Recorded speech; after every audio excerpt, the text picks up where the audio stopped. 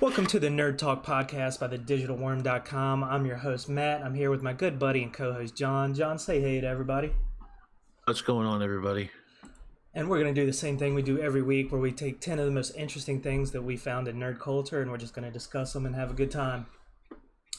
First up on the docket today, we're going to talk about Discord. So for any of you guys and ladies who've used Discord or played video games, you've used Discord before. It's a chat service. We're using it right now, as a matter of fact. But it's a chat service that pretty much every gamer is using as both an instant messenger. You can use voice like we do for this show. And I think there's also a video option, kind of like Skype. I've never used that before, but anyway, it's a pretty good service, and it's taken off because you can have these massive gaming communities, all with different channels and stuff, kind of like a TeamSpeak 2.0 kind of thing. It's really cool. But what's really crazy is I found this on TechCrunch. They just raised an extra $150 million, which has now put their valuation at over $2 billion. And the crazy thing about this company is they have monetization on Discord, but it's not heavy and they don't really push it. For the most part, this service is not making a lot of money. John? Well, there's no advertisements on it. Right. If you'll notice, you go through the interface and you don't see anything from any other companies. And you're right about not really pushing the store aspect of it. Every once in a while, when you log in, it'll, like, a little pop-up will say, "Oh, by the way, do you know that we have a store now?" And then you X out of it and you forget about it for 2 weeks. Right. And they actually have some decent looking games on there too. Yeah, it seems that way. I think that there probably are a couple of premium features on here that is just I have not had a need to use. Right. But everything seems pretty reasonably priced. Like they're not gouging anybody. No. I think that these are all, each of these transactions is a small amount. Now, what I don't know is I don't know if they have any outside cash in. I don't think it's a publicly traded company. I think it's just a couple of dudes programming things. But yeah, it's all like venture capital. They do have a venture capitalist firm. I don't know. It looks like there's multiple firms throwing money at them right now. Okay, well that can be kind of a dangerous place to be as far as being a small company goes. So that's kind of it's interesting to see. It'll be interesting to see where Discord goes from that. Venture capitalist firms can be a really, really good thing or a really, really bad thing. Agree. Depending on who's giving you the money and why. And there's definitely some risk involved there and losing the things that you think are yours. So hopefully, I wish the Discord guys good luck on that one. Hopefully they did their due diligence on the research. Yeah, I mean, when you guys start up, the first thing you want to get is an accountant, and the second thing you want to get is an attorney. I'm not entirely sure if it's not a little disingenuous to still call these guys a startup. Honestly, though, I mean they've been around since being available in 2015. They were around for a couple years before that, and people using it for other purposes. I mean we're coming up on 4 years here, so I'm not sure if that's still something you can really still call a startup. I don't know. I'm not sure what the cutoff is for that terminology. I honestly don't know. But I will say that I do like a lot of what they're doing, specifically their Discord store. Like you've heard of Steam, right, John? Where you can buy games off Steam. Yeah, I'm on Steam. Yeah, well, they have a 70-30 split. Like the creator, I guess, gets 70%, and then Steam takes 30%. And the Discord store, it's a 90-10 split. So that's pretty cool. Really? Yeah. No, that's very cool. That's a huge difference. And so that's taking off. That could be awesome. So that's what it doesn't feel bad. It actually feels quite good to see a company that's really trying to help creators and everything. But I'm just like, how the fuck are these guys making money? Because they seem to not care about making money. And I know they have a small subscription service I have not used, and I don't even know what all's involved with it. And it's only like $5 a month. It's pretty insane. Um, so yeah, it's going to be interesting. I'm going to continue to watch this and see how they do what they're doing. I mean, Yeah. I mean, clearly, like venture capitalists believe in what they're doing, or else they wouldn't have a valuation $2 billion. And it's possible they could be going towards an IPO at some point. With that, Yeah, I'm sure that's the point. Like that, none of this stuff is done out of the goodness of anybody's heart. Right. I'm sure that is the reason. Yeah, but I mean, who knows how long it's going to take to get there? It may not matter. The time frame may not matter. It's if they have that much funding and that much freedom going on, then it could be something that they have the ability to wait and see on. Yeah, it's going to be exciting to watch for sure. Absolutely. So we're going to go ahead and move on to our next topic today. So I have not seen Aquaman yet. Me neither. Hopefully going to go see it next week at some point when the theaters are a little bit slower and there's not like the stampede to get in to see this movie. But beyond that, there are a lot of people who have a holiday tradition to go see movies. Yeah. That's a thing for a lot of families. It and is. Stuff.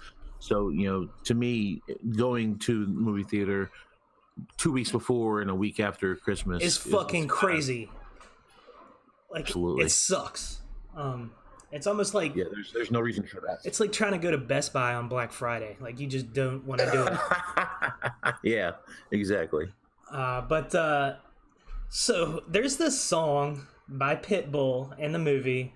It's got an Africa sample in it. And everybody's like, why is this song in here? And James Wan pretty much just said, because I fucking wanted to. And I think that is just downright awesome. John, what did you think? To be honest with you, my distaste for people's current obsession with Toto's Africa aside. Yes, aside. I mean, I have the same thing. So aside from that, yeah. I think that the guy who directed Aquaman went in a very good direction for the character. Aquaman in the comics has been, I really mean decades, has been somewhat of a punchline. Yeah. Not a character to be taken overly seriously. He's a very powerful character, and he can do more than you would think for having the skill set that he has. But realistically, he's often used as the funny man part of the joking of comic books in DC. And I think that you see that taken on in this film, from what I can tell from reviews and watching clips and such. That part is very much acknowledged. While he's doing a lot of awesome superhero type things, there still are everything's done kind of with a smirk, and I think that this part of the film is probably that. And so if you like comedy in your superheroics, probably going to be where you want to be. It just and also, I mean, how can you not love Jason Momoa? The guy's great. Well, it's funny, like, it's like they picked the perfect actor to do what they wanted to do. Like, not just to play Aquaman, but to come across as more of like a, like, he's a really fun actor, and they wanted to make a really fun movie. And it's like they went out of their way to create the most fun content that they possibly could. So I'm super hyped about seeing this movie. I really want to see it. I do as well. And James Wan just straight up coming out there and saying, we did it just because we wanted to have a good time. I think that's great. Like, I was like, hell yeah, dude, right on. And that movie's making a shit ton of money worldwide. So it was clearly the right call. Very good. So let's move on to our next order of business. And we're going to stay in Hollywood for this one. The first Men in Black International trailer is out, and I thought this movie looks like it's a lot of fun, and there's some quality actors in this film, just like there were in the first Men in Black. You know, Men in Black, like those movies were always known for having great actors and just being really fun movies, and this looks like they're really just they're gonna keep going with that. It's got Chris Hemsworth in it. Tessa Thompson, who's probably one of my top 5 favorite actresses right now, and of course Liam Neeson, who's awesome. Did you watch this trailer, John? Did not. I read the articles, and I've heard people talking about this. I actually haven't watched the trailer. I'm not a big Men in Black dude, honestly. Like, I thought the first film was pretty okay for its time frame. To me, about this subject is actually the first line of the article you sent me, which if you break down the first line to its basic component, it's the word nostalgia is popular, right? And by that it means that the people who make movies are repackaging and retelling and 20 years ago's ideas, which is why we have an Independence Day 4 20 years after it happens, and we're still making Men in Black films. And why, you know, movie theaters get almost zero of my dollars personally is popular for the people who are making these films because it's cheap and they feel like they can make it work. There's this fear in Hollywood for the past 15 years or so doing anything innovative or anything different, anything that's not like plastic Housewives of Los Angeles and bullshit. Well, that's why Netflix is so popular. It exactly is, because Netflix to Guatemala or the Czech Republic or Brazil and say, hey, make this for us. Here's you know, a large quantity of dollars. come up with something cool, and these people are like, something cool for you. Right now, actually, on Netflix, I'm watching a show called Diablero. Have you heard of this? I saw a trailer for it, but that was it. This show is great. It's about a demon hunter in Mexico City who hooks up with this cop. He's a priest who has an illegitimate daughter that's been kidnapped by a demon, and they're trying to find her. And that's the show. Episodes in, and there's cursing and guns and demon pit fighting, and it's awesome, and it's very Mexican. It's very, you know, the Latin American flair, the comedy, the humor has got a lot of Latin American flair. Everything's ironic. You won't see that in a 2018 feature film. Hell no. It's fucking sad is what it is. This show, dude, I'm telling you, it is a great time, and it doesn't take itself too seriously, but it does have a serious plot. It's got good acting. Not perfect, but Netflix does not have the best dubbing. But beyond that, man, it's just, you know, cheating Hollywood right now. It's super great. And that's the problem that I have with things like Men in Black 4, The Reckoning, whatever you want to fucking call it. Like, who gives a fuck? Well, the thing is, I looked at this trailer and I thought it looks like more fun than any of the predecessors. And it's got really great actors just like the predecessors do. And while I'm likely not going to see this in theaters, I might Redbox it, which is a lot more than I'll save for most of the movies trailers I watch, you know? Actors, like, those are all very good actors. But I feel like, I don't know, I kind of want some of these really good actors to start maybe taking a stand towards better content to act in, honestly. Well, it's easy. Some of these people have amazing range, and a lot of them are getting rich to the point where, unless they're just, you know, putting everything up their nose, that they should have some cash to stand on. And guys, seriously. Well, part of me agrees, but, you know, I mean, I think, God, it's just hard to turn when somebody's like, hey, I need you to put on this fucking cape, and we're gonna pay you $20 million for one-liners. I mean, how do you turn that down? I don't know. I don't have the answer to that question, but maybe someone else does. I don't know. Fair enough. But we're gonna move on. But the Men in Black International trailer can be found, pretty much everywhere. I found it on Cinema Blend along with the short article. And for those of you who were fans of the original movies, the movie does look like a lot of fun, and I suggest you check out that trailer. Maybe leave us some comments on the website or on this video when you find it on YouTube. Tell us what you think. So now we're going to move on to this article I thought was really funny. The NYPD and the LAPD were exchanging Die Hard messages via social media. And what I think was especially funny is the whole hashtag yes it's a Christmas movie thing. This has been a debate for 30 years of whether or not Die Hard is a Christmas movie, and it seems like we finally settled that argument this year.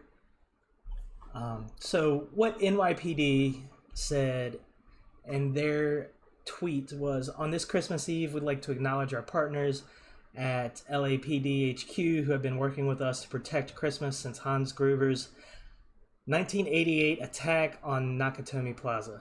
Hashtag Detective John. How do you? What's his last name? Is it McLean? McLean. Why? I wonder if it's supposed to be spelled like that, or if that's a typo. Anyway, hashtag. That's the Irish spelling. Okay, so hashtag. Go ahead. Lean is the Irish spelling. Lane is the Scottish spelling. All right. So hashtag Detective John McClane and hashtag yes it's a Christmas movie. And then the LAPD replied with, on this Christmas Eve, we too would like to acknowledge our partners at NYPD News for their continued partnership. They'll always be more than welcome to follow in McClane's footsteps and come to the better coast and have a party. Yippee-ki-yay and ho-ho-ho, hashtag yes it's a Christmas movie. I got a real kick out of these tweets. I don't know what it is about the holidays where people like to seem like they're funnier than usual. But I am one of those people where pretty much every year we watch Die Hard, either on Christmas Eve or Christmas Day. Just because in my family that is a Christmas movie. John, do you watch this movie around the holidays at all? No, I actually watched the Lethal Weapon films, which is a very similar thought process. I think that the people who don't watch one of those watches the other. Has been my experience. I do really like the first couple of Die Hard films, though. They're very fun. You gotta love Bruce Willis. I mean, he was at his peak in those movies, dude. Oh, absolutely.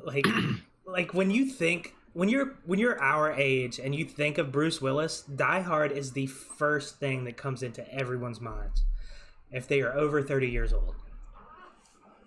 That I think it would be that and The Fifth Element, to be honest with you. Okay, you got me there. That was another good one. That's negative. I am a meat popsicle. It's just really hard to Plus the whole Leeloo Dallas multipass thing. That was like an inner circle meme with me and my buddies for years. I don't even remember how it started. That's awesome. But yeah, this was a pretty fun thing, so I highly suggest you check that out. I'll post a link to it as I always do. John, do you want to say anything else about this before we move on? Oh no, I'm good. So now we're going to switch it up to gaming. Blizzard announced player discipline tracker for Overwatch League. So, for all of you sports enthusiasts out there, I'm sure you're aware that the NBA, the NHL, the MLB, every major league sport has a policy as far as social media and personal conduct. And you can only say and do certain things in public because you represent the league. So if these leagues catch you slipping, you're gonna get checked, usually in the form of a large fine. And yeah, it's kind of funny though, man. I mean, you can't be racist on social media, but if you're in the NFL and you murder your girlfriend, you still get to play the whole season. Yeah, that shit's really bizarre. That kind of, I feel like there's some misplaced priority within Major League Sporting of all kinds and based on things like that. I agree. But you know what? The thing is about the professional sports guys, like, that's the overwhelming minority, right? Like, there are thousands and thousands of people involved in professional sports, and it's only a very tiny minority that are getting involved with this shady shit. Like, oh, of course, just like any other demographic. Well, yeah. Well, you can legally have factory workers in the same thing. The majority of factory workers want to go into work, do their job, have a PBR, go home. So while one of them's a serial killer. Same thing of any job. Any Right. job has things like that. It's just overwhelmingly bizarre to me that they refuse to kick the guys out who are, actual criminals, but they say they care about certain other types of things. I feel like you can either care about everything or you care about nothing. It's either just a job and they can go in and do their job and you're not responsible, or you take vast responsibility over the entirety of the behavior. I think that to waffle like that is very hypocritical. I think that it probably has something to do with certain contracts language. There's got to be some, because these pro sports contracts, these things are pretty ironclad, and they're pretty much like a novella, right? Like, they're just pages and pages and pages, and I can't help but wonder if some of these entertainment lawyers are sneaking in like certain clauses and stuff that make it really difficult for the league to be able to get rid of these players that do some dumb shit. I'm not really sure. Put it past them. What's interesting to me about the Overwatch League thing, I get that they feel like they have to initiate something, and gaming in general, and we see it more on an everyday basis because we're Magic the Gathering players. Magic the Gathering players and card games in general tend to have this aspect of social justice that you don't see in other parts of nerd culture. You're starting to see it in comic books, is how Comic Gate happened. You're starting to see it in other parts of nerd culture. But I feel like you see it a lot less in video games, especially after Gamergate, happened a couple years back and showed that, the vast majority of gamers who are loud on the internet, at least, are kind of assholes. They're all chauvinists. So the people who aren't like that are way too quiet, in my opinion. So I know that most of my friends play video games and they're not like this, but these guys are quiet and they don't like make waves about this kind of stuff.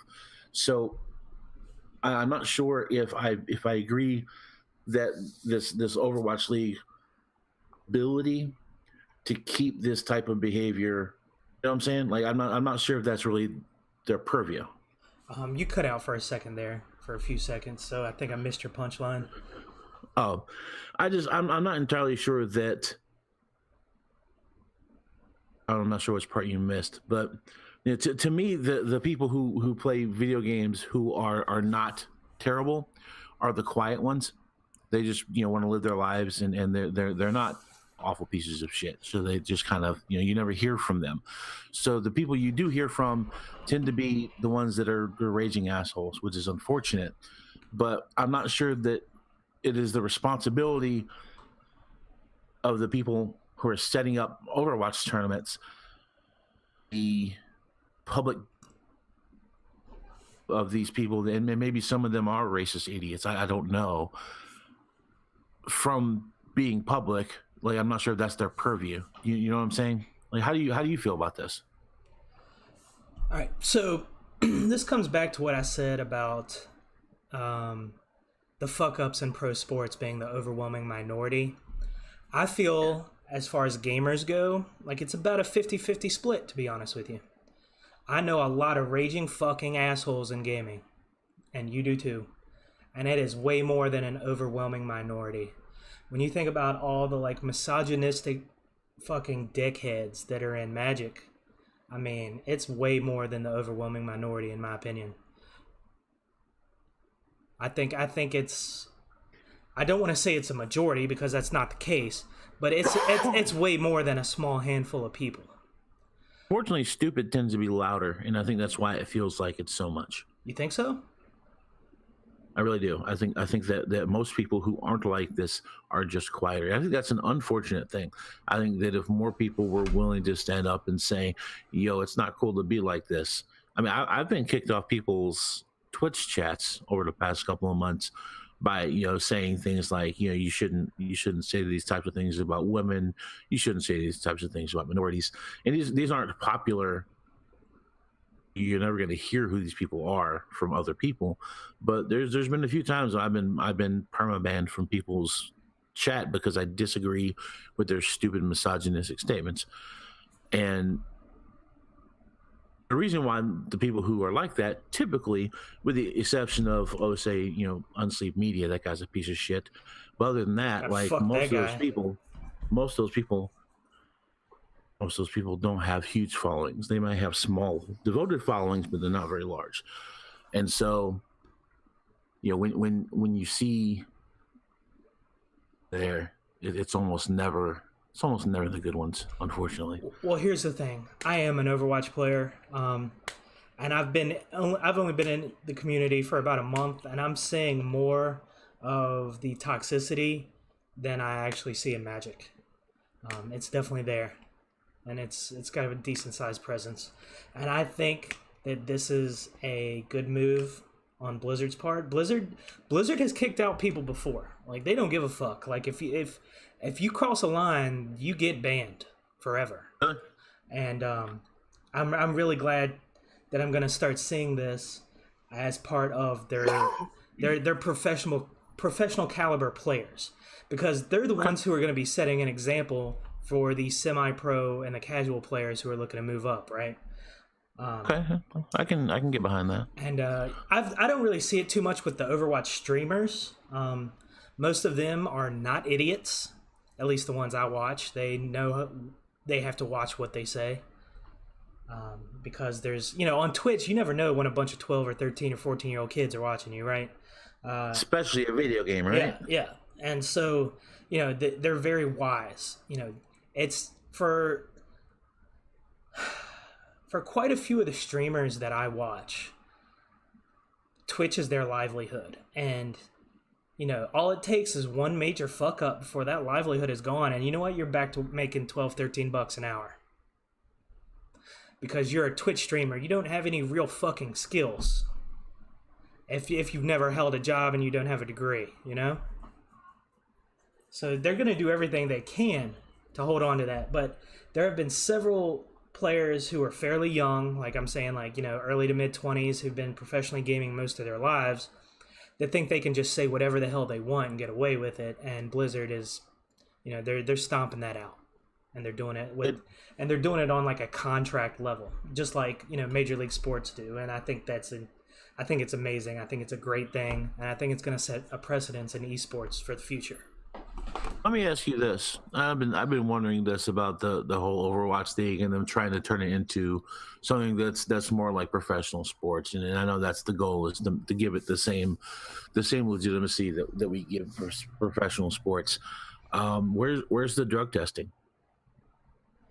I don't know. I don't know if that's part of that deal or not. I really don't.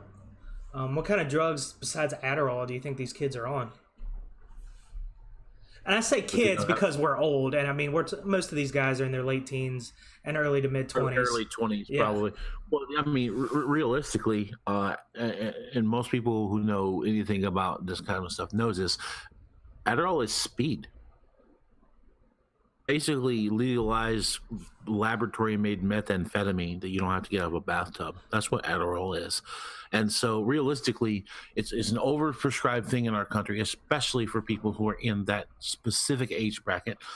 And if you don't have a prescription for it, you have no business with it.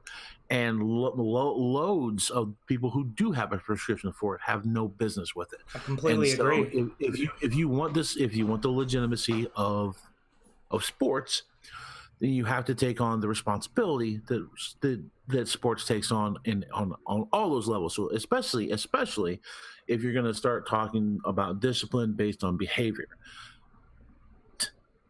pick and choose the things you care about. It does not work that way.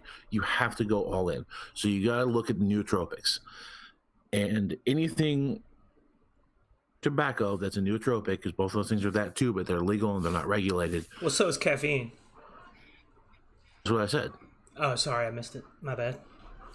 I said, but between caffeine and tobacco are the only non-regulated nootropics that actually really do anything. Right. There are others that haven't been regulated yet that probably eventually will be, but they're kind of corner case scenario as far as products go.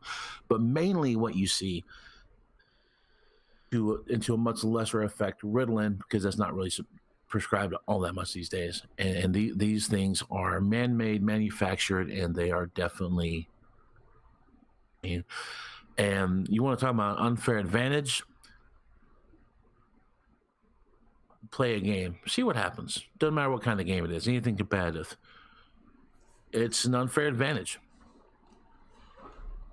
I agree. Unfortunately, I think most of these kids are probably legitimately ADD. I'm not saying most of the people in Overwatch are ADD. I'm saying most of the kids who are playing Overwatch and using Adderall are probably legitimately ADD. I'm not saying all of them. That's just my best guess. But it would not surprise me if there was some overuse and abuse going on here. I don't know how you could possibly regulate that, because you give somebody a warning and they just go out to their doctor and they get a prescription for it, because these doctors are just handing that shit out like it's fucking candy. I mean, so it's not hard to get a prescription for Adderall. Maybe it's not, but I think that you have to make the effort. I agree. But and if there's a way around it, then so be it. But at least you will have made the effort to have the legitimacy. Yeah. And also, man, realistically, I call it sports, then you gotta put pot in there too. It's just how it works. I wonder. I fully believe in that it's completely okay on a moral level to recreationally use marijuana. I have no problem with people doing it in the benefit of their own home, in a place where it's legal to do so, or you have a medical card. We don't have that here in Virginia, so I would never do such a thing. But I do believe that there's nothing morally wrong with it. But if you're going to have those types of regulations in sports and you want to make this as viable as that, you need to add those things too. It's important. Yeah, I'm going to have to look up their drug policy, because that's an interesting point. So yeah, we'll bring this up on the next show, and I'll see what I can dig up. Awesome, sounds good, man. So we're gonna move on here. I'm sure most of the people listening to the show saw the glitter bomb viral video about the guy who takes 4 cell phones and puts some fart spray in a box along with some glitter, packages the thing up, and waits for people to steal it. And then when they try to open it, the glitter bomb goes off and the fart spray goes everywhere, and people are just like, what the hell? I stole this package. And the whole time I'm sitting there watching this, I'm like, okay, those 4 phones have quite a bit of value. Like, what's to stop people from stealing the phones? It's probably like, $2,500 worth of cell phones in this thing. Like, so you pointed out when you first saw it that you thought it could be scripted, and I kind of figured it was fake from the second I saw it as well. And we just found an article where the creator of this video admits that parts of it were in fact staged. John, what do you think about this? I mean, it's completely unsurprising. The reactions past the first one, really too good to be true. I do still think that the mechanism that he made is neat looking, and it's a cool thing.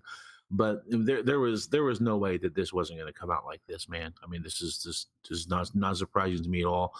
As far as like the value of the phones, those honestly probably were donated by the manufacturer, if I had to guess. This dude is pretty well known on YouTube as someone who makes gadgets that are neat, and those guys get stuff sent to them all the time. It's not abnormal at all. Must be This guy nice. also, yeah, a former NASA employee. He's an engineer with NASA. This dude, he is not hurting for dollars. This is something he's doing in his spare time that happens to monetize himself. So realistically, but the thing that was least likely to be true at all is when he said, "I'm going to put this on my porch and see if it gets stolen." Well, listen, man, you're rich for one thing. So yeah, bad things can happen to people who are rich, sure. And I don't doubt that the first package that was stolen from him before he had the idea was stolen from his porch. Don't doubt it a bit. But as he said himself, he's got cameras on his property. The cops, I wouldn't be surprised if they caught the guy later on. We may never know. But where you have had a package stolen, one of two things is going to happen. If you're gonna, you just are, because you're in a place that's not safe. If you can't move because you're a normal person and don't have $3,000-$4,000 to relocate yourself, plus the cost of buying a new house and selling your old house, office box. No one goes past one stolen without making some sort of like real move of some kind. So the fact that he wasn't immediately like, well, I'm just going to get a post office box, but this is what we could do if we wanted to, and then did it that way, told me that there was probably some bullshittery around. Yeah, I completely agree, man. Completely agree. But, the video did go viral, so props to him for doing that. It was a pretty neat video, even if it was staged. I agree. You're right. All right, so let's move on to something that I think, and I know that you are much more excited to talk about. Doom Patrol. It is going to start streaming on the DC Universe website in February, and the new teaser trailer is out. John, you know quite a bit about Doom Patrol. You're a huge fan. I know very, very little. So why don't you take the lead on this one?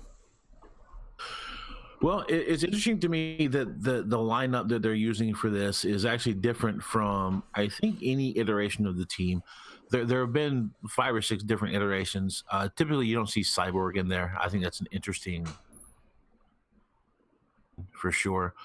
I think a lot of the casting is super spot on. I have no complaints about the casting. Turns out this comes out in February. We're just over 2 months away on this thing. And actually, I haven't mentioned this to you yet, Matt, but actually today I signed up for DC Universe. I'm shit! a big believer in what they're doing with this whole program. So tomorrow, probably either tomorrow or Saturday, I'm going to start watching Titans. I've already downloaded the app to my tablet. I've got a Nexus 10 that I've been using for a couple of years.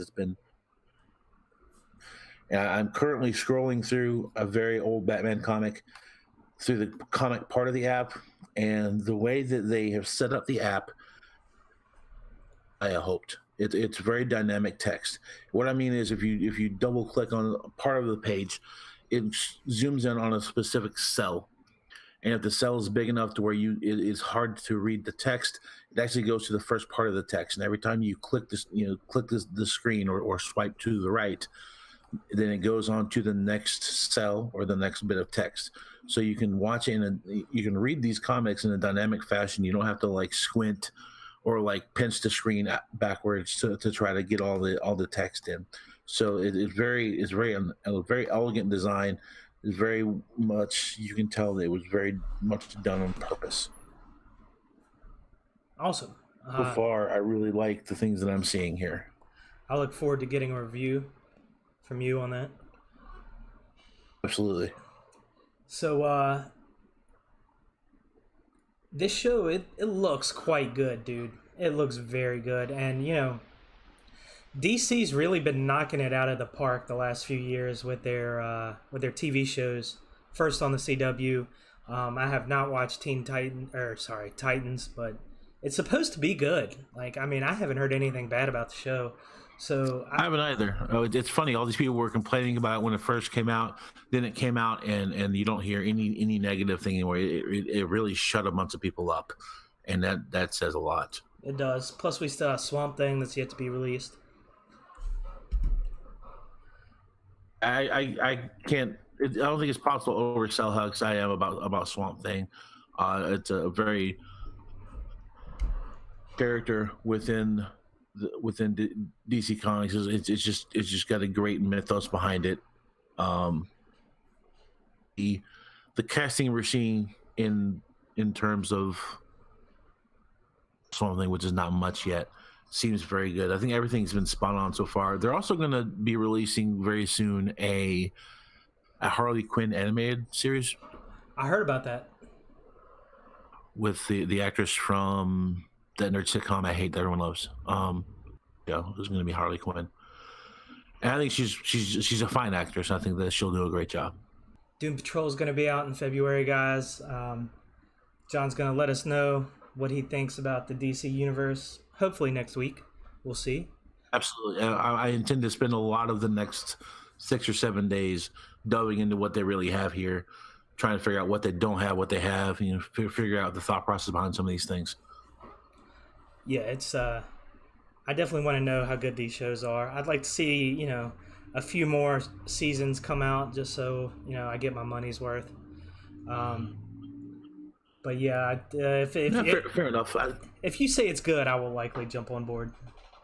Well, the pricing is pretty good right now. I don't know I think it's like an extension from the original buy-in of $75 for the year, which makes it like $6.22 a month or something like that. Like it's really, if you take it down to the month by month, it's not bad. The way I see it, a modern comic book, and then some of the comics in here are going to be modern stuff. A modern comic book is $3 to $4 a piece. Right. So I figure if you watch something, then that would typically cost you $40, right? Yeah. Or if you read more than 2 comic books a month, then either way, you've more than paid for this thing. That's fair. So moving on here, Marlboro owner Altria has just invested $12.8 billion in e-cigarette maker Juul. We've talked about vaping before on this show, and John and I both agree that it's a great tool for people who are trying to quit smoking. The biggest problem is that young people are starting to use it the same way that young people used tobacco products when we were young. And now, it doesn't look good when Marlboro decides to step in and start throwing money at you.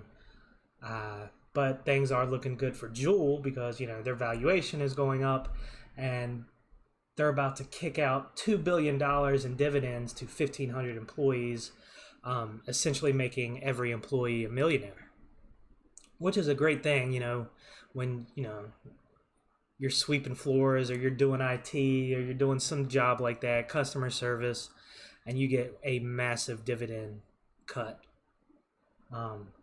You're pretty much set for life at that point, right? So I like the company because I like that Juul is trying to help people quit smoking with their product in theory, and I like the fact they're taking care of their employees. But it's Marlboro putting this much money into it is a bit shady, and according to the article I found on Engadget, some of the other employees kind of felt the same way.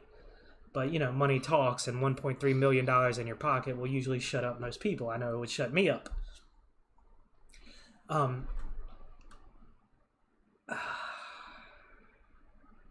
So the valuation of Juul is now $38 billion. And Altria now owns 35% of that. What does this mean for vaping? And does it mean that Marlboro is going to try to start throwing their weight around and make vaping a substitute for smoking instead of using it as a tool to help people quit smoking. John, what do you think? I mean, I've never made any secret about my feeling that they're not trying to make anyone quit anything. They're trying to get someone to go from one vice to another. I think that anyone who can use it to quit smoking should. If this is the way that you stop using tobacco, then I think that it is a worthwhile endeavor for you. But these people are not interested in the cessation of anything from anyone. Well, that's my opinion. My thing is, I feel like the cigarette companies know their industry is starting to die off because they've killed off most of their clientele at this point. Smoking is at an all-time low because people are dead and their product killed them. And I think Marlboro is looking for the next big thing. And I think, vaping is probably... To be really honest with you, I think that the next big thing is going to be marijuana. And I think that we're going to see, and maybe this is part of why they're buying up some of these other products, because you can turn cigarettes into something you use dabs with pretty easily, I've been told. Oh yeah, I can imagine. Apparently it doesn't take a whole lot, so that's going to be a pretty popular thing once we do finally have, cigarette companies have always been very good at looking at the long term, looking at what they might be able to do 10, 15 years down the road. Right. And I think that most everyone sees the writing on the wall on the eventual and probably in the near future decriminalization of marijuana. And everyone's talking about dispensaries and all these other states and that works really well in a situation where federal is keeping out of it, even though it's illegal on federally, and then states are able to do their own thing. But once it becomes legal on a national level, what we're going to see is political contributions of all of these big tobacco companies spring into effect. And suddenly, and it's going to feel like it's overnight, but it's already starting to be set up. Suddenly,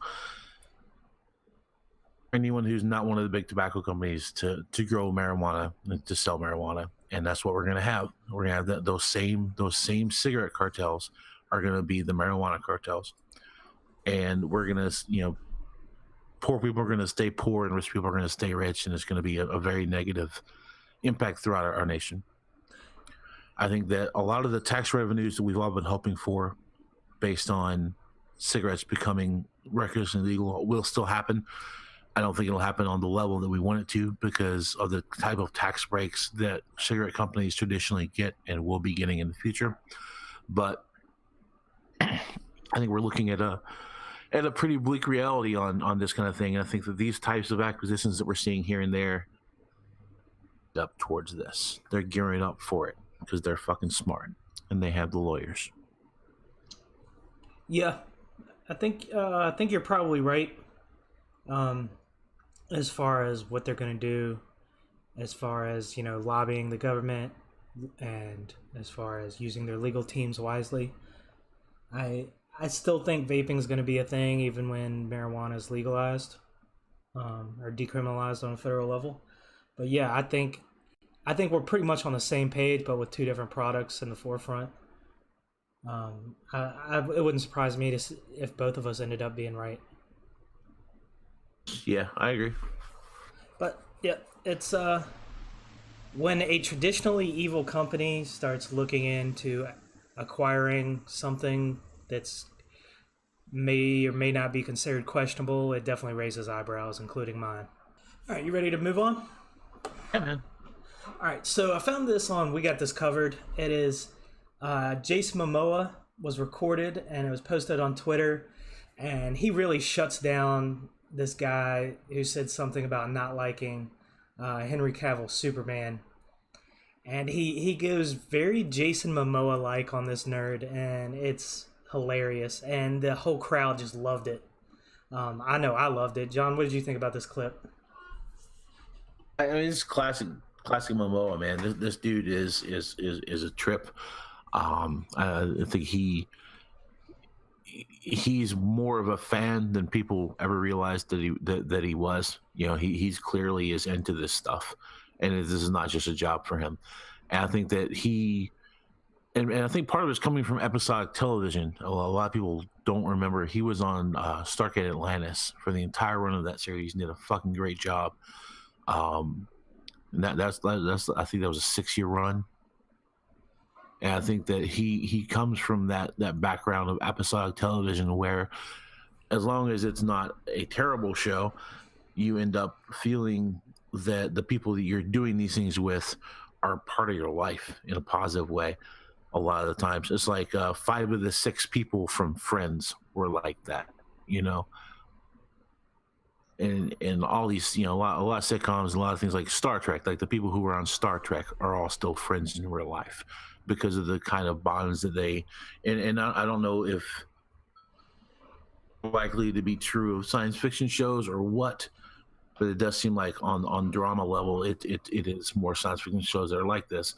So once Jason Momoa took the role of Aquaman, I think he kind of felt like a connection to the other people who were doing roles within that universe, and I think that's why he said what he said. He said it in a joking, but not joking kind of way, and I think that the clip is pretty great, honestly. Yeah, I loved it.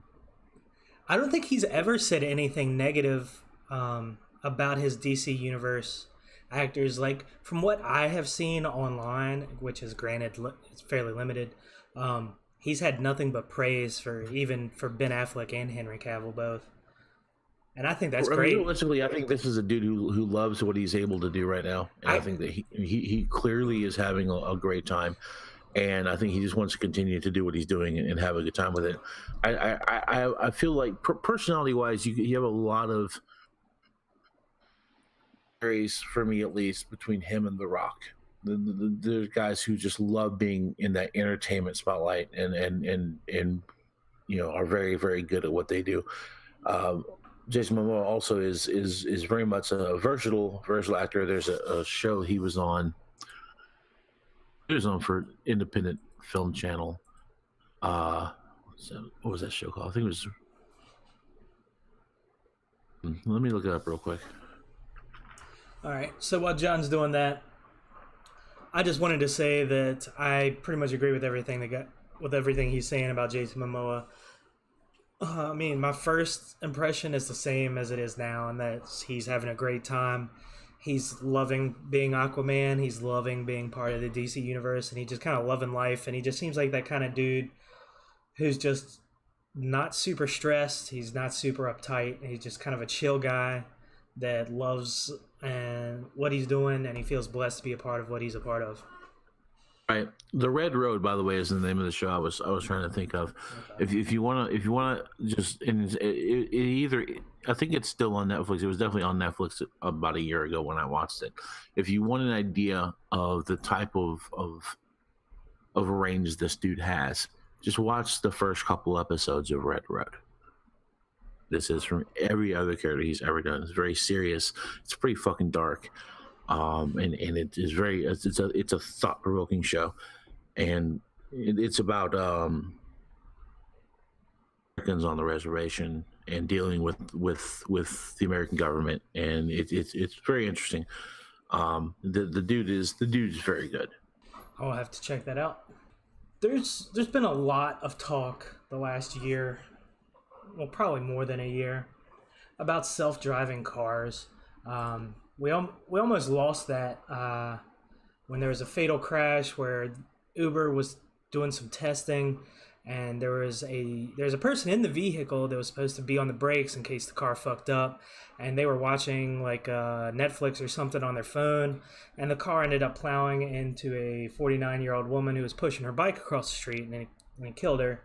And subsequently, the governor of Arizona banned all of this testing in his state, but the idea of autonomous cars has not really gone away.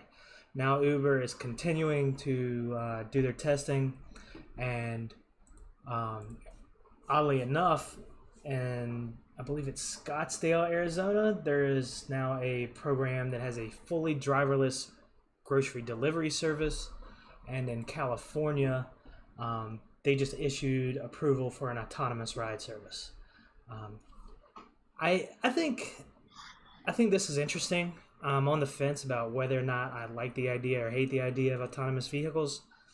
I think it could potentially cost a lot of jobs as far as drivers go. But like I say, I'm still on the fence. John, how do you feel about this entire thing, or any of these articles in particular that I sent you?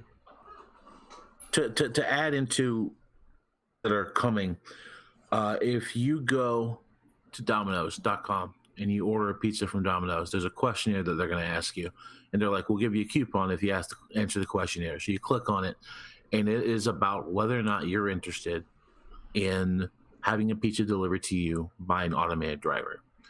This is a pilot program that they're starting. They're going to have wheels on the road really soon of going. There's going to be a car that's going to have slots for different deliveries. And so they put all your stuff in one slot. And then when the car gets to you, you go out to the car, you hit the button that they tell you to hit. It opens up and you take your stuff out of the car. No delivery driver there. It's just the automated vehicle. And what are your thoughts on this? I think it's great, to be honest with you, and not just the novelty of having a robot bring your food to you. You know, I mean, the original hope for them was they wanted to use drones. The government said, "Are you fucking kidding me? Of course we're not going to let you put drones in the air. This is ridiculous." So they scrapped the drones idea. This is like 4 or 5 years ago. It's like, all right, how do we automate? All right, how about self-driven cars? There actually is a company who is making self-driven cars and doing the research to try to get this to become a thing. Guys, this is where we're going. Human operated vehicles, by and large, you can't be distracted driving when you're a machine. You can't be drunk driving while you're a machine. Things we're going to have to figure out. Absolutely. Are we ready? Maybe not now, but probably 3 or 4 years from now, 100%. This is going to shine, in my opinion, first is going to be long-haul trucking. And sure, you can say, well, this is going to cost some people some jobs. And it may. But honestly, the type of long-haul truckers are required and expected to do is not reasonable for any human. No one should be driving an 18-wheel vehicle 18 hours at a stretch. No one can do that in a healthy and safe way. Going on for almost 100 years now. And it can shorten your life expectancy. This is really a bad thing. And when we get to the point, and I think we're really close to it, where we can have these long distance trucks on the highway, and the only stops they have to make halfway across the country to fuel up, because they'll be able to have bigger fuel reservoirs because they don't have to have anyone in the cab. It's going to free up a lot of things. All of these new innovations in technology that everyone is afraid of taking jobs, from this to McDonald's kiosks to self-checkout at the grocery store, these changing professions, these are changing jobs, but these are jobs that were going to go away anyway. 30 years ago, you had the same people complaining about robotization in factories. Well, what happened when robotization started being in factories? Injuries have gone down. Productivity has gone up. And yeah, people have had to find different types of jobs. That is going to be the way to deal with technology. It's always been that way. Conveyor belts. Decades and decades ago, when conveyor belts were invented, jobs too. There are people whose jobs were to schlep part of a factory to another, and that was all they did for 10, 15 hours a day. And it ruined their feet and it ruined their legs and backs because it was a concrete floor. And suddenly, conveyor belts. No one has to do that anymore. And you reallocate the workforce. It sucks for some people for a short period of time. Everyone gets downsized at some point in their life. At this point, it seems like it's a thing that happens. Yep. I think that, and I've said this before, I think that we're just a few short years away from having to reevaluate what we consider the work week, having to reevaluate what we consider. And I think that we're steadily heading towards a 32-hour work week being normal, and people's pay being adjusted to compensate for that being normal. I think that we're very quickly heading towards having to change, and these types of adjustments have been made before. With the 40-hour work week that seems so natural to us and to our parents and even our grandparents, maybe not our grandparents, is a modern. Before that, you worked when you were awake, and we don't have to do that anymore. And now we're on the 40-hour, and the 40-hour is becoming obsolete due to more mechanization and new technologies. And realistically, the 32-hour work week is correct for us. I think that's where we should be. I think that wages should compensate, and you should be able to live on whatever is considered a full-time job. I still have an issue with any situation where someone has a full-time job and can't live off their 40-hour a week paycheck. I think that we need to find some way to fix that too. Am I one of those people that's screaming for $15 an hour from people who are working at McDonald's? No, I'm not, because I feel like if you're not a manager at McDonald's, it's not supposed to be your full-time job. I think that types of jobs have different purposes, and if you're using it for a purpose other than the intended purpose, you're the one that's looking at it incorrectly, in my opinion. A job at McDonald's past management is supposed to be 16, 17-year-olds trying to buy a car and 65-year-olds trying to supplement their Social Security and their 401k. And those are the people that should be working these jobs, honestly. Maybe college students, because they can give you the flexibility of schedule. Your aspiration is to be a full-time McDonald's, in my opinion. Unless you're trying to move up. Like if your goal is to that's what I said, except for management. Yeah. But there's a specific timetable and way of doing that job that places like McDonald's and Burger King and these corporate giants of syndication have set up that do work for them. Not on that track, then if you're not on that track and you're over 20 and under 65, you probably should ask yourself, what do I want to do? And if you want to be in restaurant work, then go be in restaurant work in a regular restaurant that can pay you. Like, restaurant work absolutely can be a full-time job, and it can be a rewarding thing that wants to be doing those things. But the type of places that are like that aren't going to try to pay you minimum wage anyway. Right. What do you think about the safety concerns surrounded by autonomous vehicles? I feel like I feel that they should be smaller than the safety concerns surrounded by a 34-year-old woman texting and putting on makeup while she drives, a 52-year-old man drinking a bottle of whiskey while he drives, who is in the middle of an argument, screaming at each other during rush hour traffic. Those things are all more dangerous, in my opinion, than automated drivers. Any human can be distracted while they drive. You can't distract a robot. It just doesn't work that way. That's fair. A lady who got killed in Arizona, and I think it's a tragedy for her family and anyone who knew her. The people that suffer when you aren't here anymore. That's something we all know. Mm-hmm. And it sucks for her people that was a thing. Was she jaywalking? Did she have the light? Did she have the walk symbol? I don't know the answer to any of these questions. But if she was jaywalking, was crossing against the light, if she was doing anything that was different than legal, it's very possible that a human behind the wheel would have hit and killed her as well. Is it irresponsible that the person who is being paid make sure that somebody that didn't happen was fucking around on her phone? She's supposed to be doing her job. Yeah, that's unfortunate, and I hope she was fired because Oh, I'm sure hey, she look, was. who's on their job clock, who's fucking around on YouTube, gets caught doing that, is likely to get fired. That's just the nature of jobs, man. I mean, that's just what it is. Yeah. And that woman is going to have to live the rest of her life knowing that because she was negligent doesn't give you PTSD. I don't know what will. That she's going to have to live with that the rest of her life, and that's sad too. It is. It is.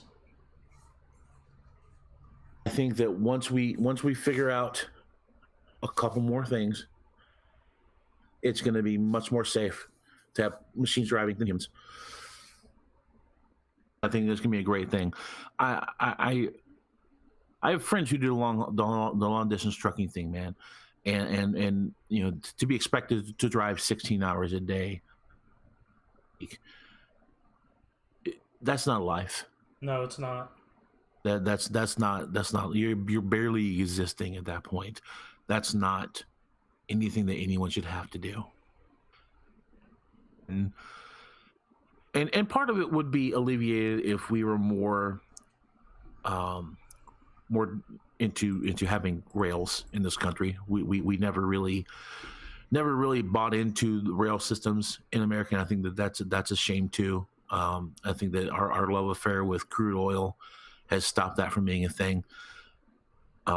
People have, for some reason, because of how entertainment in general and the news in general, the assertion that not having a car of your own is somehow being imprisoned. Because what you're really imprisoned by, in my opinion, is your car payment. Well, yeah, consumerism in general. You're not someone who really cares about this kind of stuff. You've driven the same car since I've known you. To my knowledge, you've owned it the entire time outright. I know you bought it used. No, I did not. My mom bought me that car when I went to college in 2003. It's a single owner car. Yep. No. Wow. No, we're the second. We're the second owners. Okay, gotcha. Still, I mean, that to me, that's an impressive thing. Most of my friends aren't into the whole like, let's get the most expensive brand new car. Let's pay $300 a month of my wage. Average car payment in this country is over $500 as of last year. Yeah, that's because we've got all these SUVs out now, and everyone's trying to pay for a brand name. But think about this, man. Most of these people, they get halfway through that car loan, 3/4 of the way through that car loan. They're like, well, I want another new vehicle. So they trade it in, put the old loan on the back of the new loan. And then, you know, these people are spending their entire lives. Folks, you're spending your entire lives making a rent payment for a car. Yep. Same thing with a house, really. Think about this. You can at least live in your house. After you can live in your car, but like it's easier to kind of grasp around that than is the vehicle thing. But I mean, this is also a world where people are paying $2,000 for a telephone to go in their pants. Like we've gone past here in a lot of ways. That's maybe a slightly different subject, but it really does all come down to it is going to be much better once we figure everything out, and we're so close to that. People, when cars first started coming around, people were terrified of them. You thought it was the end of the world, and they thought teen pregnancies was going to skyrocket, which did not happen. They thought that half the population was going to die in car accidents, which did not happen. There was a lot of worry there, and we do worry about new things as humans. That's kind of we're hardwired for, you know, the whole fight or flight thing, just like any other animal. And so new things can be scary, and this is a new thing that's scary. But this is overall, in my opinion, it's going to be a great thing. Well, I think you said everything I could possibly say. So, I mean, that's a very good way to, wrap everything up with a nice bow on it. I appreciate that. You made my job a whole lot easier. So, did you want to add anything before we wrap up for today? No, I think we've covered stuff pretty well. I completely agree. So, once again, my name is Matt. I'm here with my buddy and my co-host John. We had a great time today. Hope you had a great time listening. This is the Nerd Talk Podcast by thedigitalworm.com, and we'll catch you next week with another show. Take care.